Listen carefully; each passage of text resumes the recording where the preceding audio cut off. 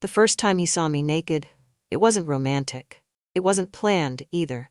I was in the back office of my real estate firm, peeling off my sweaty blouse after a long day of showings.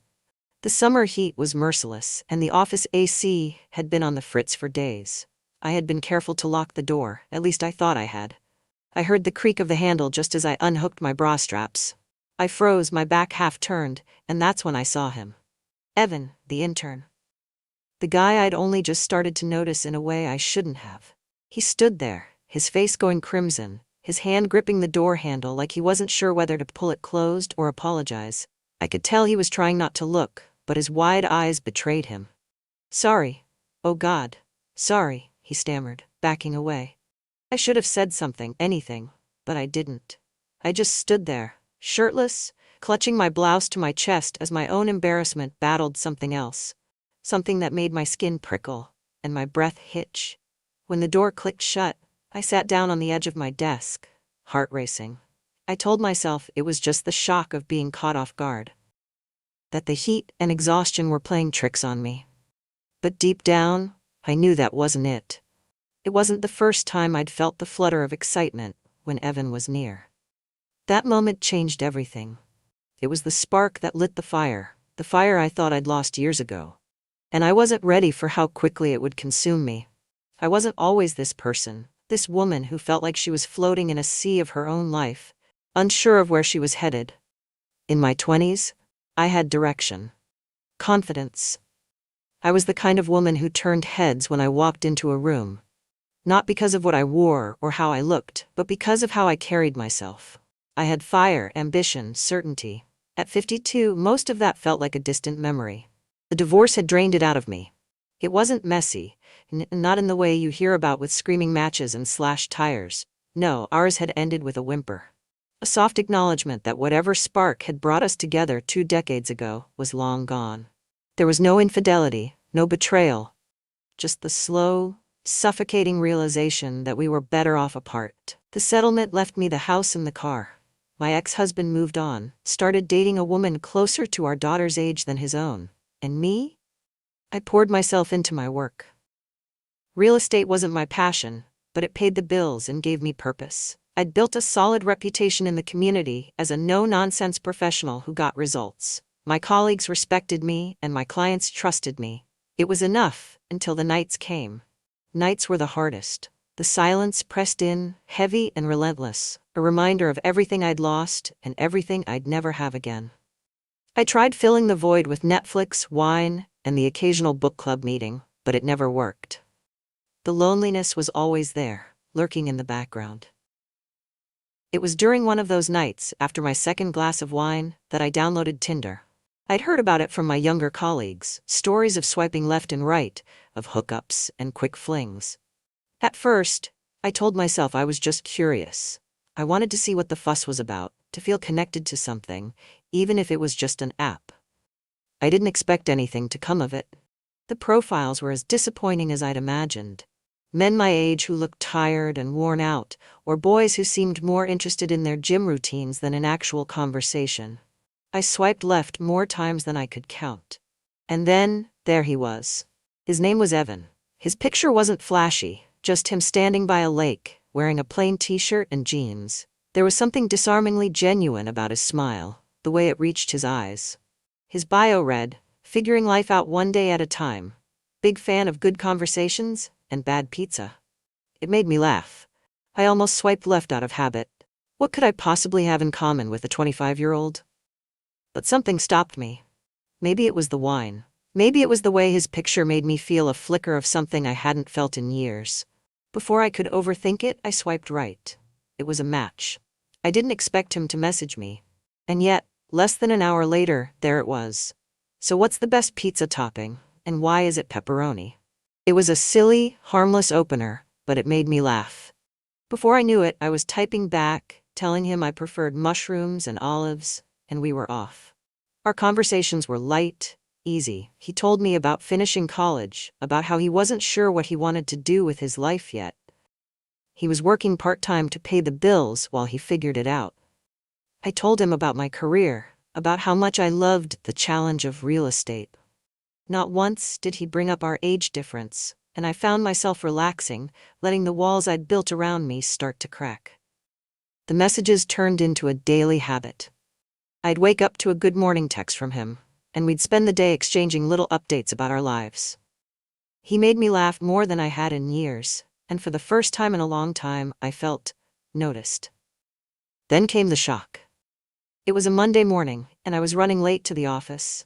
I barely had time to grab my coffee before heading to a team meeting. I walked in, flustered, and there he was.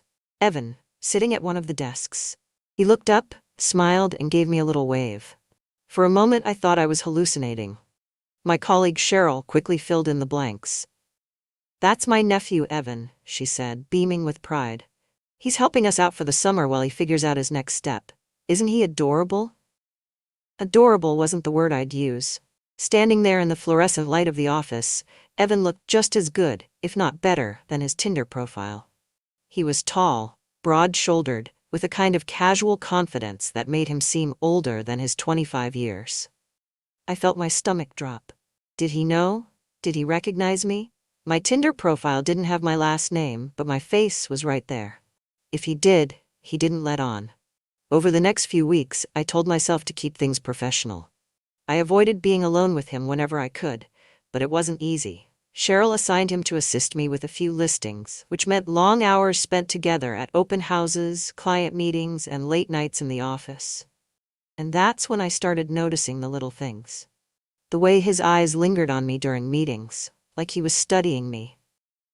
The way he'd find excuses to ask me questions about properties, even when Cheryl was right there. The way he'd smile when I walked into the room, like he knew something I didn't. It all came to a head one night. We were the last ones in the office, finishing up paperwork for an open house the next day. Around 8 p.m., he suggested ordering pizza.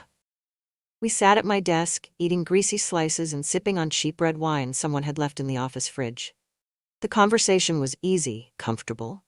We laughed about the terrible staging at one of the listings, swapped stories about our worst clients. For the first time in years, I felt like I wasn't invisible. And then, it happened. I excused myself to grab something from the storage room. The summer heat had been unbearable all day, and the office AC wasn't working. On impulse, I slipped off my blouse, leaving me in just my bra and slacks. It wasn't something I normally would have done, but the wine had loosened me up, and I figured no one else was around. Except I was wrong.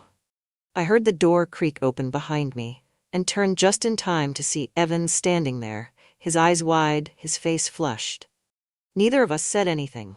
For a moment, time seemed to freeze. Then finally, he stammered, I'm so sorry," and backed out of the room, pulling the door shut behind him. I stood there, clutching my blouse, my heart pounding in my chest. Part of me wanted to be furious at him, at myself, at the situation, but another part of me, a deeper part, felt something else. Excitement. And I wasn't sure I wanted it to stop. The next morning, I woke up still thinking about the storage room incident. My first instinct was to brush it off, pretend it hadn't happened. I told myself it was a moment of embarrassment, nothing more. But no matter how hard I tried, I couldn't shake the memory of his face. His wide eyes, the way his jaw tensed, the way his gaze had lingered for just a second too long before he bolted out of the room. I went to work that day prepared to act like nothing had happened. Evan did the same, to his credit. He greeted me with a polite, almost shy smile and went about his tasks like everything was normal.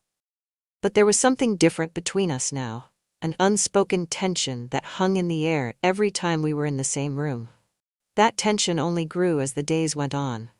It was the little things that tipped me off. The way his fingers would brush mine when he handed me paperwork. The way he seemed to find excuses to linger at my desk, asking questions that didn't really need answers. And then, there were the glances. Those quick, fleeting looks when he thought I wasn't paying attention. I tried to tell myself it was all in my head. That I was imagining things, projecting my own feelings onto him. But deep down, I knew better. It all came to a head a week later. We had an open house scheduled for one of my listings, a modest 3-bedroom in a quiet suburban neighborhood.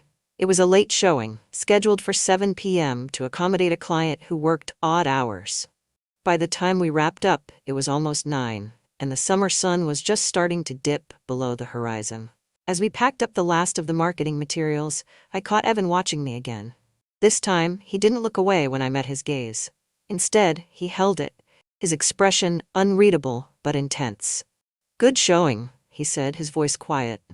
I nodded, trying to keep my tone professional. "Yeah, I think they're interested." There was a pause, the kind that stretched just a little too long.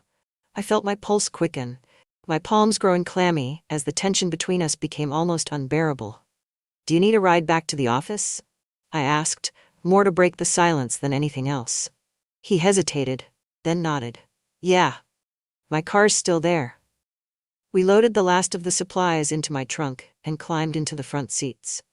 The drive back was quiet, the air between us thick with something I couldn't name. I tried to focus on the road, on the soft hum of the engine, but all I could think about was him sitting just a few inches away. When we pulled into the office parking lot, it was nearly empty, the building dark, except for the faint glow of the security lights. I put the car in park and turned to him, forcing a smile. "Here we are."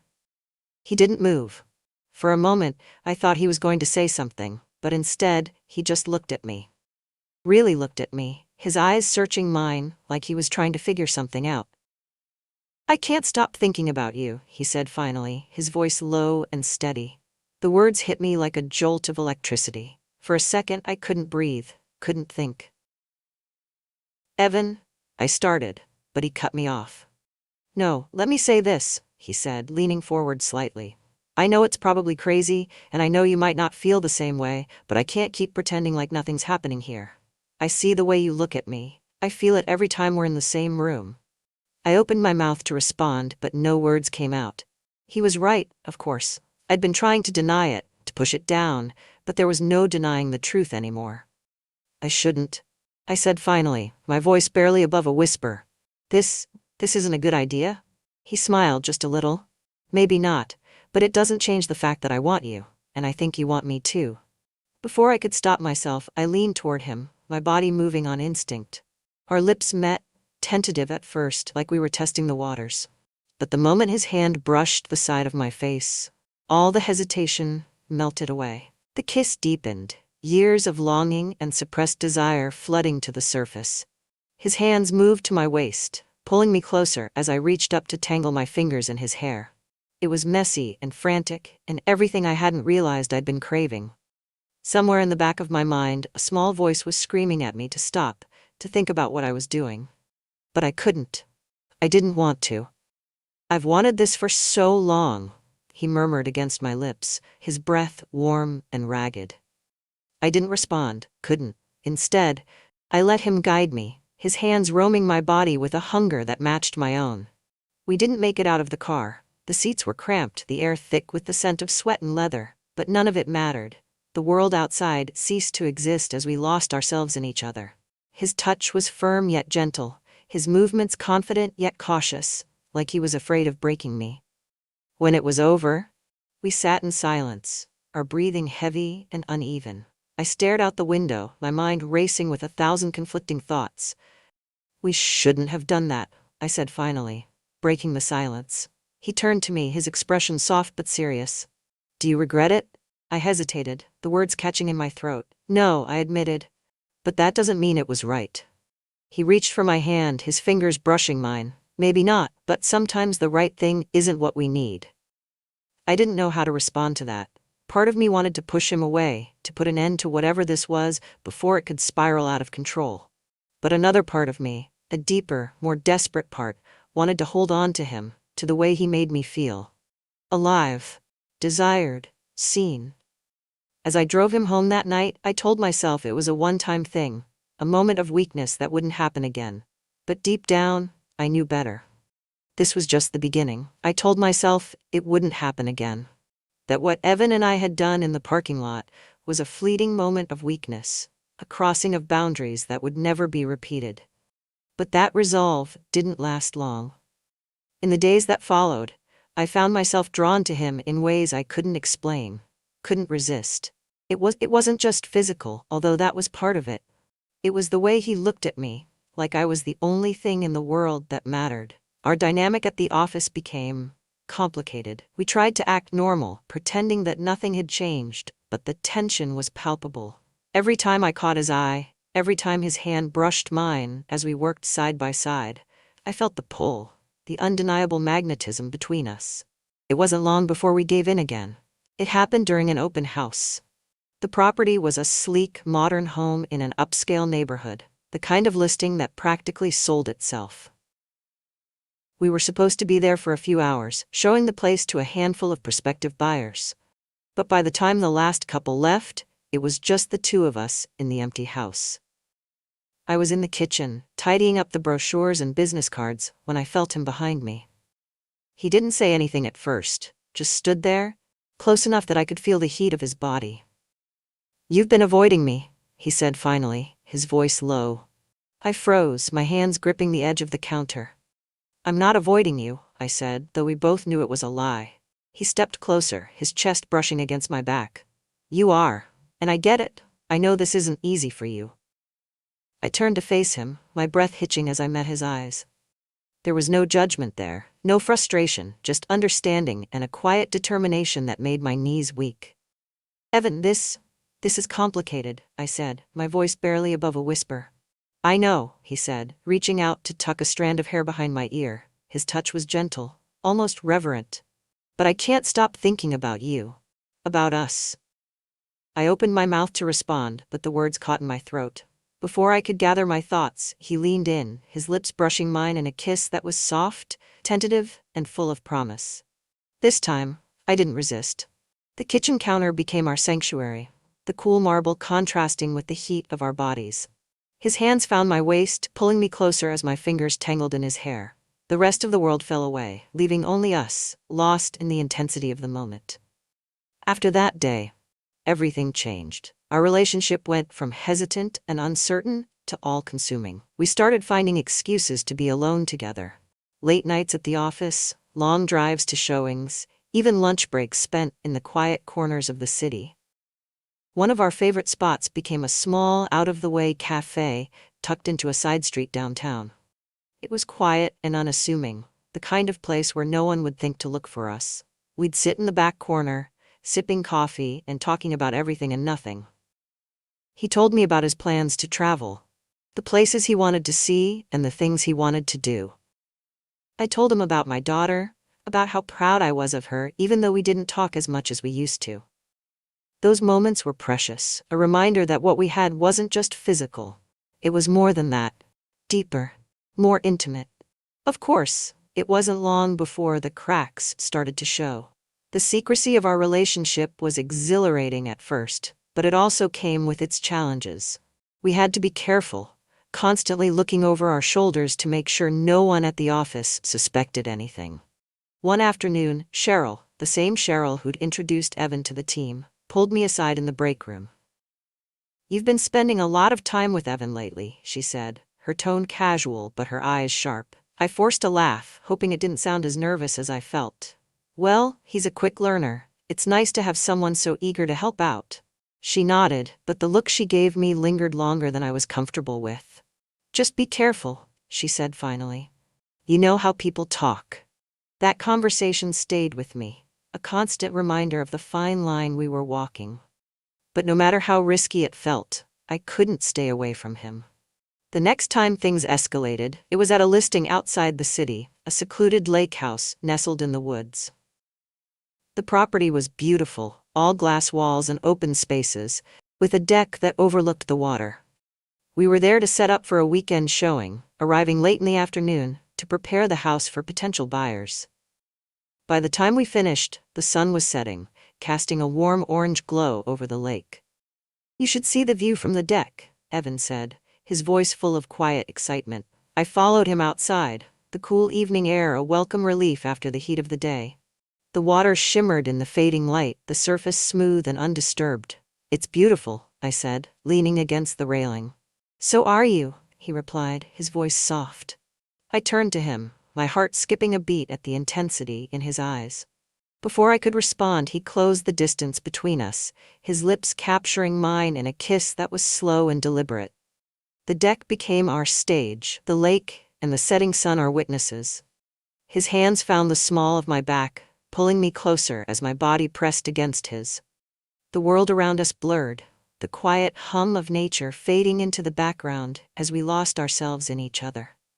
Every time we were together, I told myself it would be the last time. That we couldn't keep doing this, couldn't keep risking everything for the sake of our desires. But every time I found myself drawn back to him, unable to resist the pull. It wasn't just about the physical connection, although that was part of it. It was the way he made me feel, like I was the only thing that mattered, like I was worth something. Still, the guilt lingered. It crept in during the quiet moments, whispering doubts and fears into my ear. What would people think if they found out? What would Cheryl say?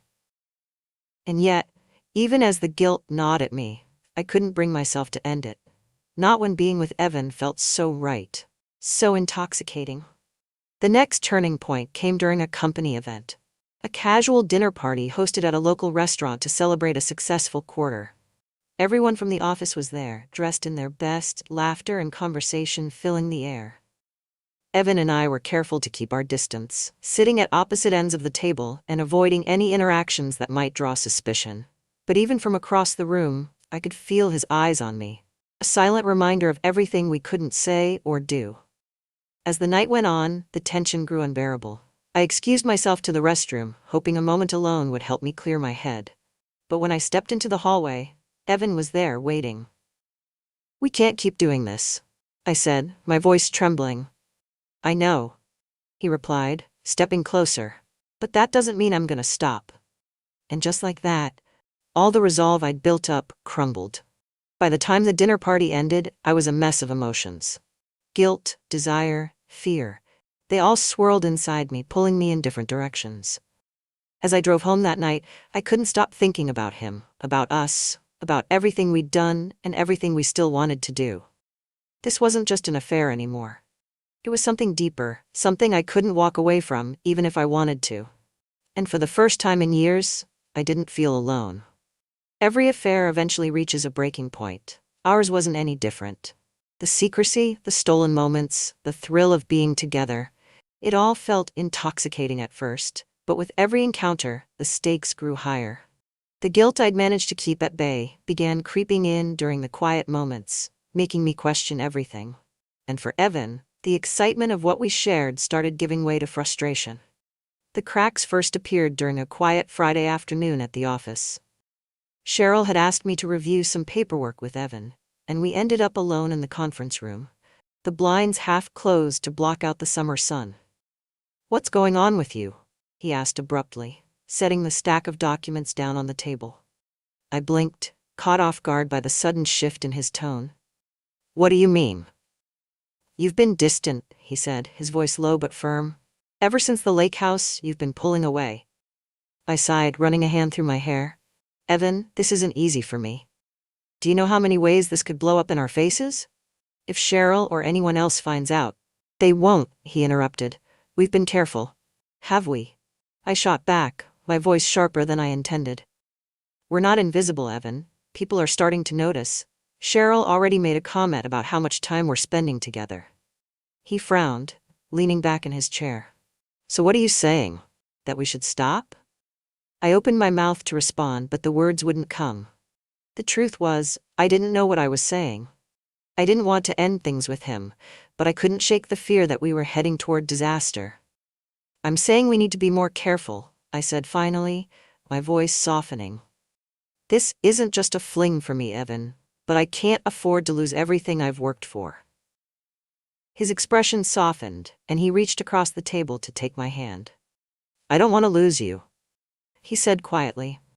"But I need to know that this isn't just about the risk for you. I need to know that you care about me as much as I care about you."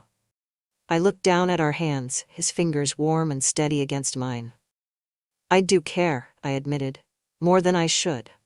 The following week, the whispers started. It was subtle at first, a lingering glance from Cheryl, a knowing smirk from one of the younger agents. But it didn't take long for the rumors to gain momentum. "Have you heard about Claire and the intern?" I overheard one of the receptionists whispering in the break room. "Apparently they're spending a lot of time together after hours." My stomach twisted as I ducked out of sight, my heart pounding. I had known this would happen eventually, but hearing it out loud made it all feel too real. That evening, I called Evan, my voice tight with anxiety. "We need to talk." He came over to my house, his expression concerned as he stepped inside. "What's going on?" "People are starting to talk," I said, pacing the living room. "If this gets back to Cheryl." "Claire, stop," he interrupted, taking my hands to still me. "We knew this wasn't going to be easy, but I'm not going to let some office gossip scare me away from you." His words were reassuring, but they didn't erase the knot of fear in my chest. As if the rumors weren't enough, Evan dropped another bombshell on me a few days later. We were sitting in my car after another late-night showing, the air between us heavy with unspoken tension. "I've been thinking about leaving the office," he said abruptly, his gaze fixed on the dashboard. I blinked, caught off guard. "Leaving? Why?" He hesitated, running a hand through his hair. "I've been offered a job in Seattle. It's not much, but it's a step in the right direction." My stomach sank. Seattle was over 1,000 miles away. If he took the job, whatever we had would be over. "When did this happen?" I asked, my voice tight. "A few weeks ago," he admitted. "I didn't want to tell you until I'd made up my mind." "And have you?" He turned to look at me, his expression conflicted. "I don't know. Part of me wants to stay here for you, but another part of me knows I can't keep putting my life on hold." I didn't know what to say. I wanted to tell him to stay, to promise that we could make this work, but I knew it wouldn't be fair. "Evan, you have to do what's right for you," I said finally, my voice breaking. "I don't want to be the reason you give up an opportunity." He reached for my hand, his grip firm. "You're not just a reason, Claire. You're the reason." The tension between us came to a head one night after another company event. We'd been careful to keep our distance during the party, but the moment we were alone in the parking lot, everything spilled out. "This isn't sustainable," I said, my voice trembling with frustration. "We're fooling ourselves if we think we can keep this up." "So what are you saying?" he demanded, his voice sharp. "That we should just end it? Pretend like none of this ever happened?" "I don't know," I snapped, tears welling in my eyes. "I don't know what the right thing to do is anymore. All I know is that I can't keep living with this constant fear." He ran a hand through his hair, his jaw tight. "You think this is easy for me? You think I don't know the risks? But I'm here, Claire. I'm here because I want you, because I care about you. And I'm tired of feeling like I'm the only one who's willing to fight for this." His words cut deep, and for a moment, I didn't know how to respond. "I do care," I said finally, my voice breaking. "But I'm scared, Evan. I'm scared of what people will think, of what this could cost me." He stepped closer, his expression softening. "Then tell me what you want, Claire. Do you want me to stay? Do you want us to figure this out together? Or do you want me to walk away?" I stared at him, my heart pounding. I knew I had to make a choice, but the weight of it felt unbearable. That night, I lay awake, replaying our argument over and over in my mind. His words echoed in my head. "Do you want me to stay?" I thought about the life I'd built, the career I'd worked so hard to maintain. But I also thought about Evan, the way he made me feel, the way he looked at me like I was the only thing that mattered. In the end, I knew there was no easy answer. But one thing was clear. I couldn't imagine my life without him. The next morning, I called him. "Can we talk?" I asked, my voice shaky. He didn't hesitate. "I'll be there in 10 minutes. When he arrived, I didn't waste any time. "I want you to stay," I said, my voice firm despite the tears in my eyes. "I don't know how we're going to make this work, but I know I can't let you go." His face softened and he pulled me into his arms. "We'll figure it out," he murmured. "Together." For the first time in weeks, I felt a sense of peace. I didn't know what the future held, but I knew I wasn't ready to let him go. I thought asking him to stay would bring clarity, a sense of relief that we'd finally made a choice. But it didn't. If anything, it made things more complicated. In the days that followed, Evan seemed lighter, more relaxed, as if a weight had been lifted. He'd made his decision. He was staying. But for me, the knot in my chest only tightened. It wasn't that I didn't want him in my life. I did. Desperately. But now that the immediate threat of him leaving was gone, I couldn't stop thinking about everything else. The rumors at work, Cheryl's sharp gaze, the ever-present risk of being discovered. Even as we spent more time together, sneaking moments in the shadows of our lives, I couldn't shake the feeling that we were living on borrowed time. One evening, a week after our decision, we met at my house after work. It had become a rare treat, our safe haven where we could be ourselves without the fear of prying eyes. I made dinner, something simple, a pasta dish with a bottle of red wine to share. We sat at the kitchen table, the soft glow of the overhead light casting warm shadows on his face. "I'm glad I stayed," he said, breaking the comfortable silence. I looked up from my glass of wine, studying him. He looked so young, so full of life, and for a moment, I wondered if I'd made a mistake. Not in asking him to stay, but in tying him to me, someone with so much more baggage, so many more years behind me than ahead. "Are you really?" I asked, my voice quieter than I intended. He reached across the table, taking my hand in his. "Of course I am," he said, his eyes sincere. "You make me happy, Claire. Don't doubt that." I tried to smile, but it felt hollow. I wanted to believe him, but the doubts gnawed at me, refusing to let go. The turning point came a few days later, at an open house for one of our high-end listings. It was a busy afternoon, with clients coming and going, and Cheryl had decided to drop by unannounced to help out. Evan and I had been careful, keeping our interactions strictly professional and public. But that day, in the chaos of the showing, we slipped. I was in the kitchen, rearranging a platter of hors d'oeuvres, when Evan walked in. He stood a little too close, his arm brushing mine as he reached for a glass of water. It was such a small gesture, so innocuous, but it sent a jolt of electricity through me. "You're going to get us caught," I whispered, my voice teasing but laced with genuine fear. He smirked, leaning in just enough that his breath tickled my ear. "You love the risk." I was about to respond when Cheryl walked in. The look on her face froze me in place. She didn't say anything, but her eyes flicked between us, her expression unreadable. "Everything okay in here?" she asked finally, her tone casual but her gaze sharp. "Fine," I said quickly, stepping back. "Just making sure everything's in order."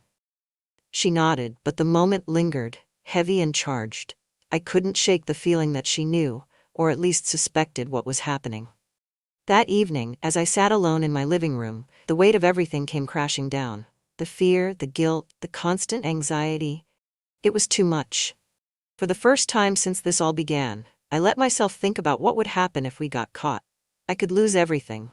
My career, my reputation, the life I'd spent years rebuilding after my divorce. It could all come crumbling down. And what about Evan? He was young, with his whole life ahead of him. Was I being selfish, holding him back from opportunities he might never have if he stayed here with me? When he called later that night, I almost didn't answer. But I knew I couldn't avoid this conversation forever. "I've been thinking," I said as soon as I picked up, "about us, about everything." He was quiet for a moment. "That doesn't sound good," I sighed, closing my eyes. "I don't know if we can keep doing this, Evan. The risks, they're too high." "Claire," he said, his voice steady but tinged with sadness. "We've talked about this. I know the risks, and I'm willing to take them, for you." "And what if it all falls apart?" I asked, my voice breaking. "What if we get caught? What if you end up resenting me for everything you gave up?" "I won't," he said firmly. "I could never resent you, but if you're telling me you don't want this anymore, that you don't want me." "It's not that," I interrupted, my throat tight. "I do want you. But I'm scared, Evan. That's scared of losing everything. Scared of losing you." "You won't lose me," he said softly. "Not unless you push me away." In the end, we didn't come to a decision that night. The conversation ended with more questions than answers, both of us hesitant to let go but unsure of how to move forward. The next few weeks were a blur of stolen moments and quiet doubts. We continued seeing each other, but the weight of everything hung over us, unspoken but ever present. One night, as we lay tangled together in my bed, Evan broke the silence. "Do you ever think about what this could be like if things were different?" he asked, his voice soft. I didn't answer right away, my fingers tracing lazy circles on his chest. "All the time," I admitted. He sighed, pulling me closer. "I wish we didn't have to hide. I wish we could just be." "Me too," I whispered, my voice heavy with longing. But wishing wouldn't change reality. The last time we were together, it wasn't planned. He showed up at my house late one evening, his face tense and his hands shoved into his pockets. "I needed to see you," he said simply. I let him in, and we spent the night talking, laughing, making love like it was the first time all over again. But when the sun rose the next morning, something had shifted. As he got dressed, he turned to me, his expression unreadable. "I've been offered the job in Seattle again," he said quietly. "They called yesterday." My heart sank. "And? I think I'm gonna take it," he said, his voice steady but filled with emotion. "I think it's time." I nodded, swallowing the lump in my throat. "You're right, it is." We didn't say goodbye, not really. He kissed me one last time, slow and tender, and then he was gone. It's been 6 months since Evan left. Cheryl mentioned once that he'd sent her a postcard from Seattle, but I didn't ask for details. Sometimes when I'm alone in the office late at night, I think about him, about us, about everything we shared and everything we lost. I don't regret it, not a single moment. He reminded me of what it felt like to be alive, to be seen, to be desired. And while our time together was fleeting, it was real. Some nights, I still dream about him. In those dreams, we're back at the lake house, the sun setting over the water, and for a moment, everything feels perfect again. And then I wake up, the memory fading like the last rays of sunlight. Life goes on, but a part of me will always wonder what could have been.